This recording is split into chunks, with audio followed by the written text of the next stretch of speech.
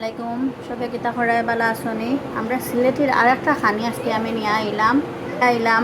খদুর বাখল না ফালাইয়া আমরা কিলান বিরান করি ওটা দেখার জন্য আমি খদুর বাখল এগুন ছোটো ছোটো করে খাটিমু তারপরে আলু খাটিমু এখানে আমি আলুও কাটি লিছি এখানে আমি তেল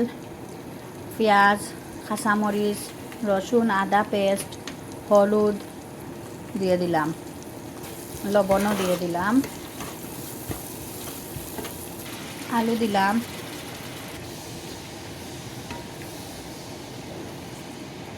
ওদের বাকলগুলো দিয়ে দিলাম এটা কিন্তু আমরা সিলেটের খুব জনপ্রিয় একটা খাবার এখানে আমি তেজপাতা দিলাম তেজপাতাটা দিলে একটু প্রাণ হয়